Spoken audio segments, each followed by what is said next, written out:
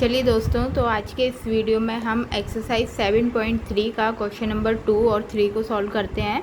इससे पिछले वीडियो में हमने 7.3 का फर्स्ट क्वेश्चन सॉल्व कर दिया था।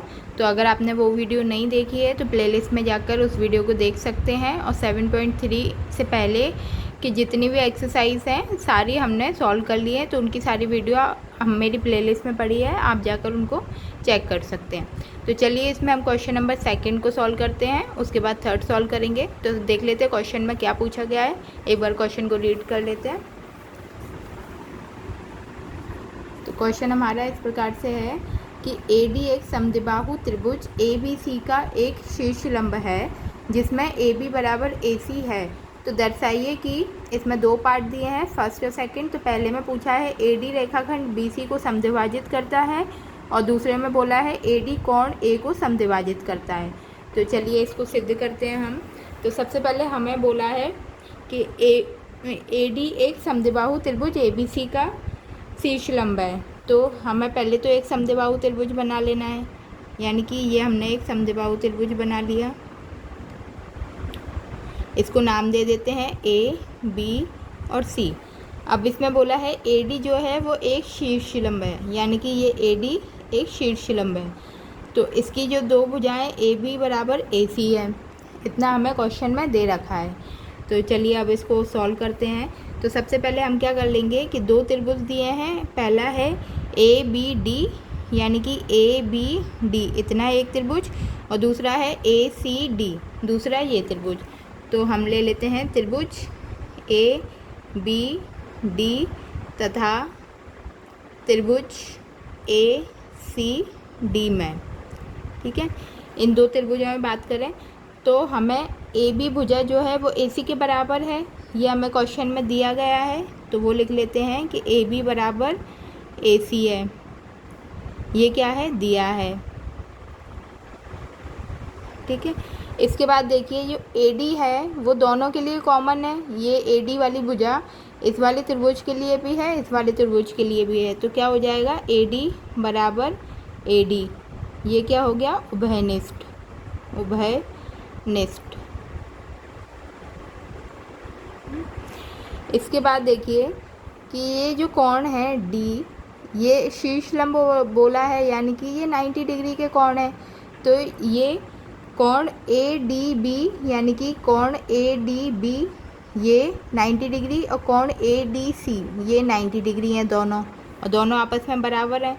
तो इधर लिख भी देते हैं कि ADB बराबर कोण ADC बराबर 90 डिग्री, ठीक है। ये भी क्या है दिया गया है, क्वेश्चन में बोला है शीर्ष लंब है तो दिया है, ये भी दिया है। अब देखिए यहाँ पर कौन सा हमारा नियम लग रहा है, सर्वांग समता का कौन सा नियम लग रहा है। तो ये क्या हो गया कर्ण, ये AB और AC क्या है कर्ण है।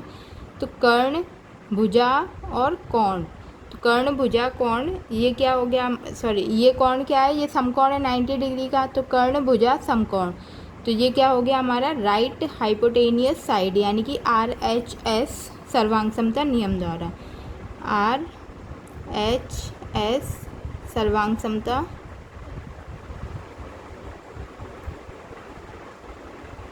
नियम द्वारा। तो RHS नियम लग रहा है, तो ये क्या हो गया सर्वांग सम हो गया हमारे त्रिभुज ABD सर्वांग सम है त्रिभुज ACD के, ठीक है।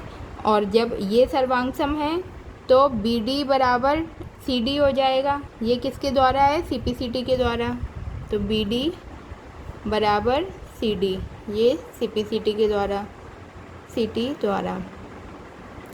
तो ये जो नियम है ना CPCT और SSS या AAS या फिर SAS सर्वांग समता के जितने भी नियम है ना, तो जब हमारे चैप्टर स्टार्ट होता है तो उसमें ये सारी हमारी इसके नियम दिए गए हैं। तो उनको अगर हम एक बार रीड कर लेंगे ना तो हमारे पास पूरी एक्सरसाइज जो पूरी चैप्टर है 7 चैप्टर उसको सॉल्व करने में आसानी होगी। तो सबसे पहले चैप्टर को अगर हम स्टार्ट करें उससे पहले हमें उसके सारे सर्वांग समता के नियम को अच्छे से रीड कर लेना है। उसके बेसिस पर ही सारे क्वेश्चंस हैं, ये सारे एक्सरसाइज 1 से लेकर एक्सरसाइज 3 तक, सॉरी 7.1 से लेकर 7.3 तक के।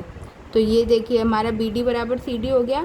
तो ये यहाँ पर हमारा क्या सिद्ध हो गया कि ए डी रेखाखंड जो है वो बी सी को समद्विभाजित करता है। तो बी सी को 2 पार्ट में कर दिया, बी डी और सी डी। तो इधर लिख देंगे, ये हमारा फर्स्ट पार्ट चल रहा था इसका। तो इधर दिखा देंगे ए डी रेखाखंड बी सी को समद्विभाजित करता है, द्विभाजित करता है।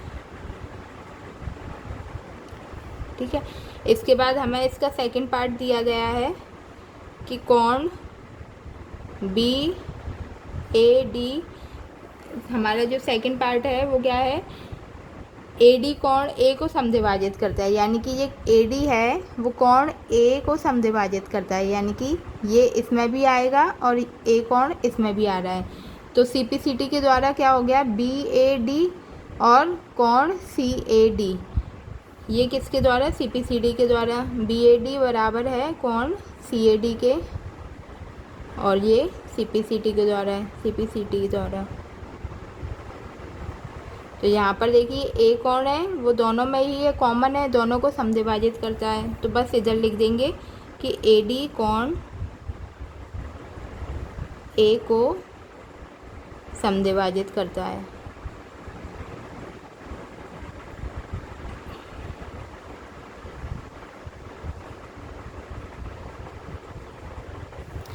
तो यहाँ पर हमारा क्वेश्चन नंबर 2 पूरा होता है। तो आप चाहें तो इसको पहले वीडियो पॉज करके इसको आप कॉपी में नोट कर लें, फिर स्टेप बाय स्टेप उसको समझने की कोशिश करें, तो आपको आसानी से समझ में आ जाएगा। तो अब देखते हैं क्वेश्चन नंबर 3। तो चलिए क्वेश्चन नंबर 3 की बारी है। क्वेश्चन नंबर 3 को एक बार रीड कर लेते हैं।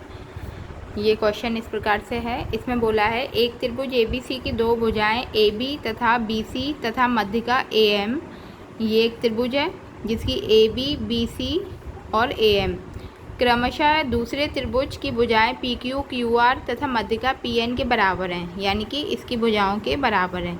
तो हमें सिद्ध करना है कि त्रिभुज ए बी एम सर्वांग सम है त्रिभुज पी क्यू एन के, और दूसरा सिद्ध करना है त्रिभुज ए बी सी सर्वांग सम है त्रिभुज पी क्यू आर के। तो चलिए अब इसको सॉल्व कर लेते हैं। तो सबसे पहले ये दोनों त्रिभुज दिए थे, ये मैंने बना लिए। अब इसमें हमें क्या करना है, त्रिभुज ए बी सी यानी कि ये पूरा एक त्रिभुज और त्रिभुज पी क्यू एन, ये पूरे त्रिभुज की बात करते हैं।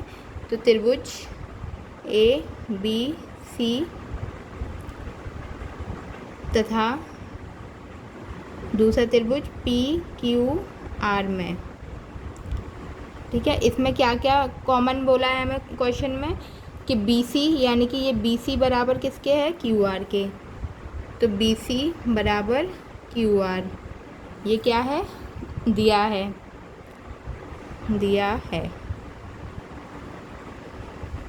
ठीक है। इसके बाद देखिए कि हाफ ऑफ बी सी, यानी कि ये पूरा बी सी जो है इसका आधा किसके बराबर होगा, पूरा क्यू आर के, हाफ ऑफ क्यू आर के। तो हाफ ऑफ बी सी बराबर हाफ ऑफ क्यू आर, ठीक है। तो अगर आधा बी सी का आधा क्या हो जाएगा, बी एम, और क्यू आर का आधा क्या हो जाएगा, क्यू एन। तो ये भी आपस में बराबर होंगे। तो बी एम बराबर है क्यू एन के, इसको मान लेते हैं हम इक्वेशन 1, ठीक है। तो अब इधर लिख देंगे क्यों, ऐसा क्यों है, क्योंकि बी सी तथा क्यू आर की मध्यिका ए एम और पी एन है, मध्यिका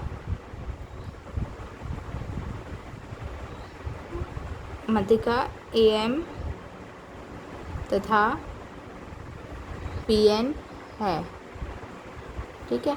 तो इसलिए हमने वो रीज़न बता दिया। अब इसका पहला पार्ट हमें सॉल्व करना है कि त्रिभुज ए बी एम, यानी कि ये वाला त्रिभुज ए बी एम, इतना आधा त्रिभुज इस त्रिभुज के बराबर है, पी क्यू एन के बराबर है। तो हम इस त्रिभुज में ले लेते हैं त्रिभुज ए बी एम तथा त्रिभुज पी क्यू एन में, ठीक है। इतने त्रिभुज में हमें सॉल्व करना है।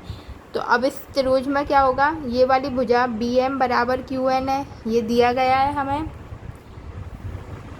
ये BM बराबर QN, सॉरी हमने निकाला है अभी समीकरण 1 से, तो उसको लिख देंगे कि BM बराबर QN है। ये कैसे हुआ, समीकरण 1 के द्वारा, समीकरण 1 से, ठीक है। पहला पॉइंट हमें ये मिल गया। इसके बाद AB जो है भुजा PQ के बराबर है, ये क्या है, दिया गया है, AB बराबर PQ, ये क्या है, दिया है। इसके साथ साथ में जो AM है वो किसके बराबर है, PN के, तो वो भी हमें क्या है, दिया गया है, AM बराबर PN, ये भी क्या है, दिया है। तो अब देखिए यहाँ पर सर्वांग समता का कौन सा नियम लग रहा है, भुजा भुजा भुजा, यानी कि SSS सर्वांग समता नियम द्वारा। तो इधर लिख देंगे SSS सर्वांग समता नियम द्वारा। तो ये सिद्ध होता है कि त्रिभुज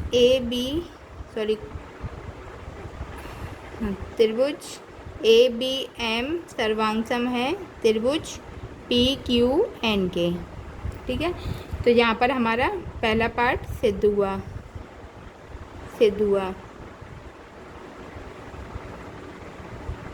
ठीक है, अब इधर ही मैं अपना इसका आगे का सेकंड पार्ट भी सॉल्व कर देती हूँ। सेकंड पार्ट के लिए सेकंड में क्या करना है, त्रिभुज ABC यानी ये पूरा त्रिभुज PQR के सर्वांगसम है। तो इसको सिद्ध करने के लिए त्रिभुज ABC तथा ये पूरा त्रिभुज ABC बराबर है त्रिभुज PQR के। तो अगर ये त्रिभुज बराबर हैं तो इनके जो कोण हैं वो भी आपस में बराबर होंगे CPCT द्वारा, यानी कि ये कोण B कोण C भी आपस में बराबर होंगे। क्यों, क्योंकि तो इसके जो कोण B बराबर है कोण Q के, क्योंकि ये जब त्रिभुज बराबर है तो इनके सम्मुख कोण भी आपस में बराबर होंगे। तो ये भी क्या है, हमें दिया है। इसके बाद भुजा AB बराबर किसके है, PQ के, AB बराबर है PQ के, ये भी दिया है। और BC बराबर है QR के, तो BC बराबर QR, ये भी क्या है, दिया है।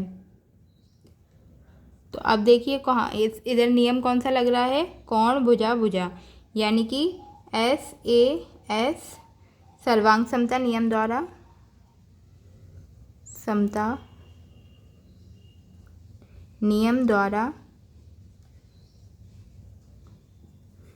तो ये सिद्ध होता है त्रिभुज ABC सर्वांगसम है त्रिभुज PQR के।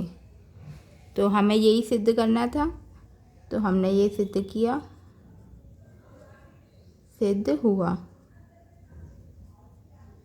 तो यहाँ पर हमारा क्वेश्चन नंबर 3 भी कंप्लीट होता है। तो आप इसको नोट कर लीजिए, फिर स्टेप बाय स्टेप इसको सॉल्व करके देखिए, आपको इजीली समझ आ जाएगा। तो यहाँ पर हमारे एक्सरसाइज 7.3 का सेकंड और थर्ड पार्ट कंप्लीट होता है। इसके अगले वीडियो में हम 4th और 5th क्वेश्चन को सॉल्व करते हैं। अगर आप मेरे वीडियो में नए हैं, पहली बार देख रहे हैं, तो आप इस चैनल को सब्सक्राइब करें, जिससे मेरी जो भी नई वीडियो आएगी उनका नोटिफिकेशन आपको ईजीली मिल जाएगा। तो देखते रहिए वीडियो, इसी प्रकार से आप अपना सब्सक्राइब करिए हमारे इस वीडियो को, जिससे आपको नोटिफिकेशन मिले और आपको सॉल्यूशन मिलते जाए क्वेश्चनों के। धन्यवाद।